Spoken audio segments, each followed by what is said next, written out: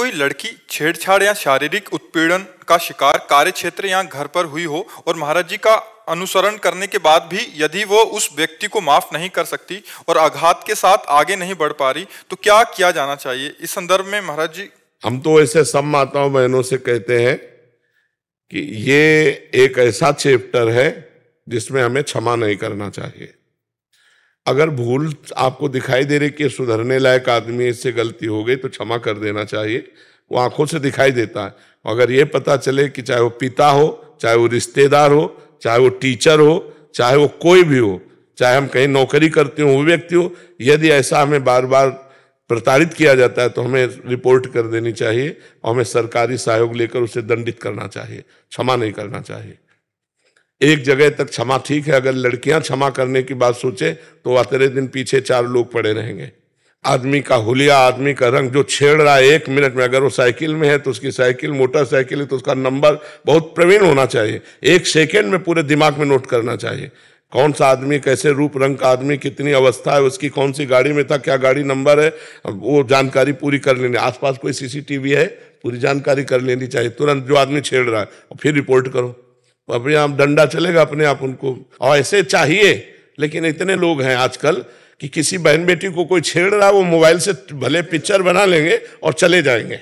हमारी बहन हो या किसी की बहन हो, अगर कोई बहन बेटी को छेड़ रहा है, हमारे प्राण चाहे चले जाएं, उस समय कूद पड़ना चाहिए। पर अब कूदे तो क्या कूदे, वो उसको विरोध करने की तो बात जाने दो, मनोरंजन बनाएगा। तो हमें लगता है माताओं बहनों को, अगर एक बार कहीं ऐसा नजर आता है कि पहली बार इससे गलती हुई है और इसे क्षमा कर देने से आदमी सुधर जाएगा, तो क्षमा कर देना चाहिए, नहीं फिर दबा के नहीं रखना चाहिए, क्योंकि उससे गंदगी बढ़ती चली जाएगी और आपका हृदय जलता चला जाएगा। अगर कोई पारिवारिक सदस्य है या कोई जहां आप काम करते हैं तो उसको एक बार सचेत कर दें कि अगर दोबारा आपने किया तो आप बहुत ही समस्या में फंस जाएंगे। महाराज जी, जब वो सिचुएशन आता है तो इतना भयभीत कर देता है कि आप कुछ कर ही नहीं पाते हो। नहीं, कैसे भयभीत कर देता है? तुम इतना भयभीत कर सकती हो कि उसको भोजन अच्छा नहीं लगेगा। अपने स्वरूप को आप जागृत करो।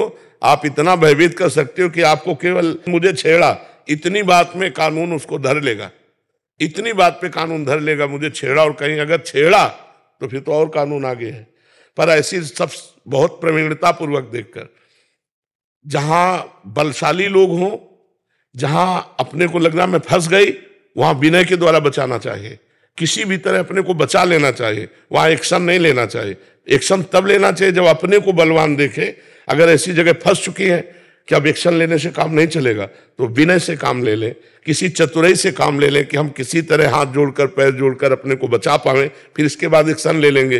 क्योंकि 4 हैं, अगर हम एक्शन की बात कहते हैं तो शायद है कि उनकी बुद्धि में ऐसा कुछ आ जाए कि हम एक्शन लायक ही न रहें।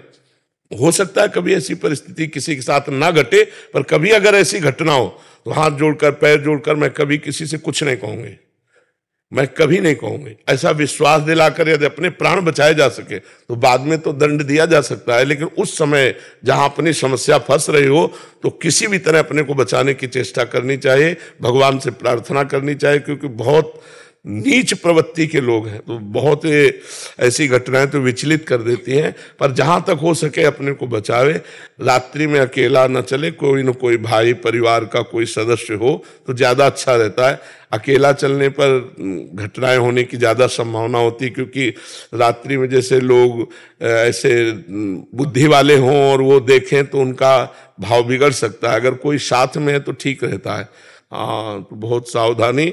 लेकिन किसी भी घर में जो हमारी बात सुन रहे हैं, किसी भी बच्चे को, बच्ची को, बहू को यदि शोषण प्रवृत्ति से घर वाले भी प्रयोग कर रहे हों तो उसे कानून की शरण लेनी चाहिए।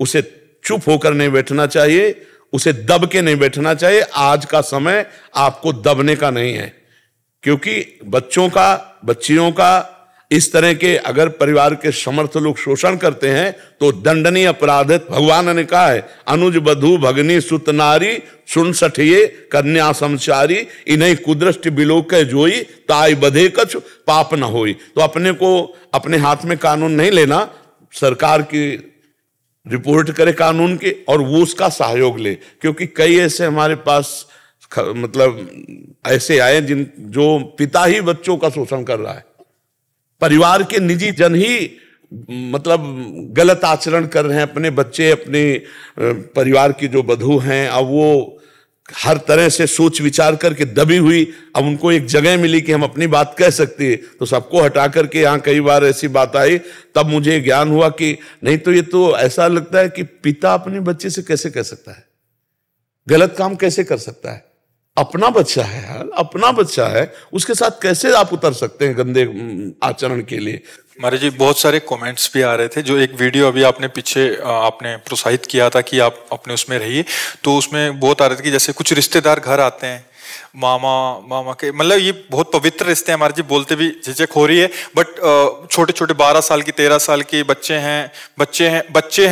हैं, उनके साथ शोषण वृत्ति का ऐसा मतलब कृत्य हो जाता है कि वो किसी से कह नहीं सकते। नहीं, बच्चे किससे कहे कि अब वो तो समझ में, उनको तो ज्ञान विस्तृत है नहीं, और तो हमें लगता है कि जितने लोग सत्संगी हैं वो तो संभले, जो कुसंगी हैं उनकी बात अलग, जो सत्संगी कभी अबलो नशानी अमना से आज तक जो गलती हुई, ऐसी गलती ना करो नहीं तो दुर्गति हो जाएगी, आप पक्का समझ लो। तो कभी भी ऐसा कोई अपराध जनित कार्य ना करो, आप सब सत्संगी हो। भगवान ने यदि पाणी ग्रहण संस्कार करके धर्म पत्नी दी है, तो धर्म से काम का जो उपभोग किया जाता है वो भगवान का ही स्वरूप होता है, अधर्म का काम नरक पहुंचाने का। और फिर इन छोटे छोटे बच्चों का शोषण करना है तो बहुत बड़ी, और ये बहुत बड़ी गंदगी फैल रही है, क्योंकि भजन है नहीं, सत्संग सुनना नहीं, धर्म शास्त्रों को पढ़ना नहीं, तो उनको भय नहीं लग रहा कि पाप है। भैया हमारे पूर्वज लोग जब बेटी का ब्याह करते थे तो उसके घर में पानी नहीं पीते थे, आप लोगों को पता होगा। बोले बेटी का ब्याह हुआ भाई, यहां पे कितना पवित्र भाव बेटी के प्रति कि उसके ब्याह के बाद उस घर का पानी नहीं पीते थे। बेटी के प्रति गलत भाव की तो बात जाने दो, और पूरे घर को अपना पूज्य मानते थे। उस घर का, जहां बेटी ब्याही गई, उस घर का कोई भी आ जाए तो ऊंचे आसन पे बैठाना, पैर धोना, खवाना पियाना, कितना पवित्र भाव। इसे लोग कहते पुराने जमाने, तो आज के नए जमाने का क्या दुर्दशा हो रही। ये मर्यादाएं थी, अब आज की मर्यादा आप लोग देख ही रहे। तो